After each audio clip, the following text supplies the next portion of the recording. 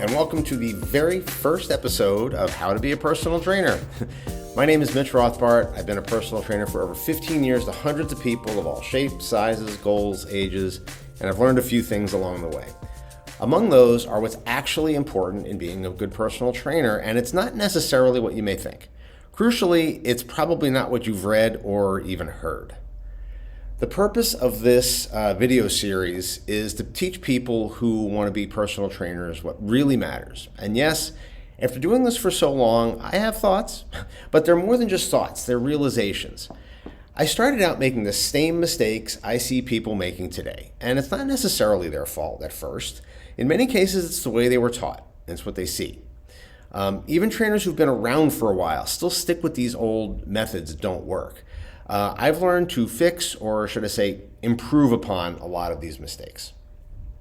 To put it simply, we're going to talk about training regular people in their 40s, 50s, 60s, 70s, and even older. Regular people with jobs, families, busy lives. We're not going to be talking about high-level athletes, although some of the people we're training may have athletic goals or play some sports. These are the people that are going to be the foundation of any personal trainer's business. And that's not to say I know everything, not even close. I believe that when anyone positions themselves as an expert or someone who knows it all, it means that they probably feel that they know all they need to know already, and that shuts them off from learning anything else. I learned more about personal training from one of my very first clients who had never even exercised before than I've read in most books. And I'll tell you that story a little later on today. There have been huge moments of clarity for me over my years of training people, and there's been a lot of moments of confusion as well. So what does all that mean? Simply this.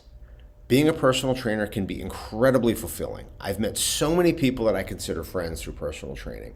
I've experienced so many things and had so many incredible conversations that had nothing at all to do with fitness or exercise. I've seen people in pain, and I've helped them do things that they didn't think were even possible for them to do anymore. I've seen the opposite as well, people that I couldn't help, and that happens a lot, and it happens more than we'd like to admit. So I want to start off this series with my top 5 things you need to know to become a good personal trainer. Okay? Number 1, the most important thing your client can get from a workout is a desire for another one. Keep that in the very front of your mind, especially working with a new client.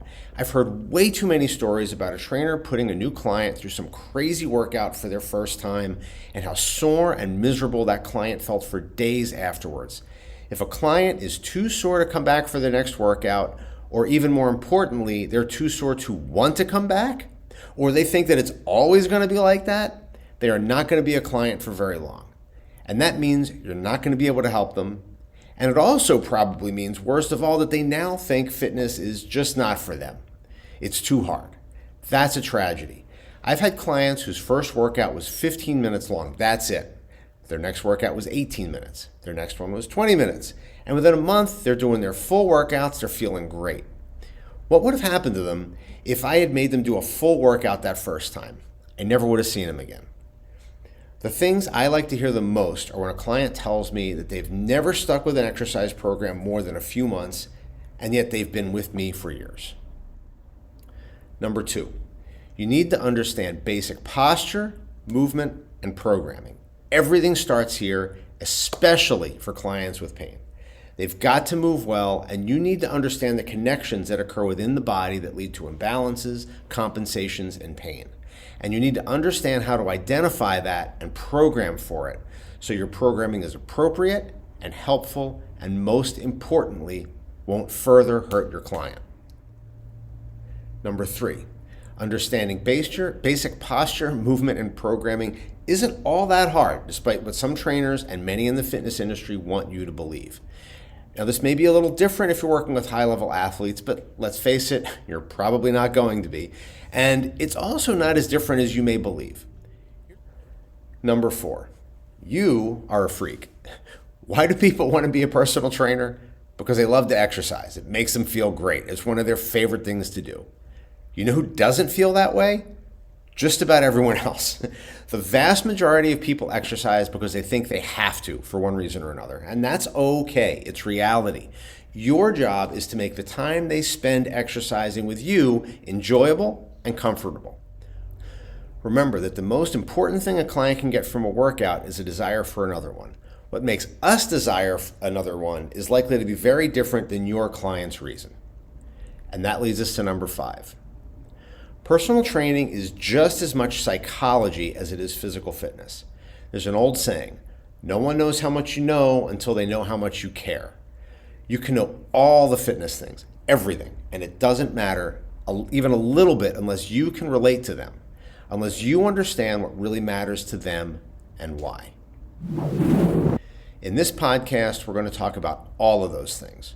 We're going to cover the technical aspects of personal training, posture, programming, things like that, because you need to know this stuff, most of all. But we're also going to cover the other stuff, the soft skills that you really need to know so that you can make an impact on people. This is the stuff that will keep people coming back to you. We're also going to talk about the fitness industry itself and how it's not built to help most people and how to fight against that to help the very people that the fitness industry excludes and discourages. Almost everything people see and think about personal training is wrong. What it is, what works and what doesn't.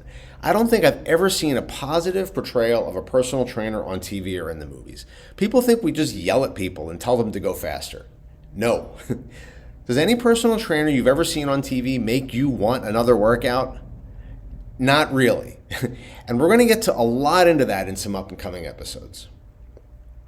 And just so you know what to expect, we're going to alternate episodes about the technical aspects of personal training with the more conceptual episodes so you can learn both, because both things are crucial to you being able to help people. I'm not going to leave anything out. I'm going to be 100% honest. And if you have a question, just email it to me at mitch@mitchrothbart.com, or just leave it in the comments below. I'll answer it on an episode, and I will answer every single question I get. And I'm going to finish with the story of when a client who had never even exercised before taught me more about personal training than anything that I ever read in a book. It was one of the very first clients I ever had, may have actually been the very first session I ever did. She came in, and previously I had done all the book studying. I wrote her a program, periodized out, full warm-up, the whole thing. She came in, we went through the warm-up. Halfway through the warm-up, she's sweating like crazy. When we get to the end of the warm-up, she looks at me and says, got to go to work. And she leaves. Talk to her the next time she comes in, and she is ecstatic about the workout that she had the day before. That was just the warm-up. And what I learned right then and there was how little it takes for a new client, especially, to get a good training effect if they are not exercising before. You do not need to go crazy with new people. Keep it simple, okay? We're going to talk a lot about these things, a lot about what really matters with these types of things as we go forward. So I'm going to leave it there for today. Again, if you have any questions, leave them in the comments. Please like, please subscribe, please do all the things that you're supposed to do on YouTube. We have a lot to cover here. This is a really deep, and if you want to be a personal trainer, this is the stuff that you're probably not going to find in that thick textbook that you're going to get when you buy your study materials, but it's stuff that matters more than anything. So we're going to talk more as we go. We have a lot to cover. Thanks for watching. Bye.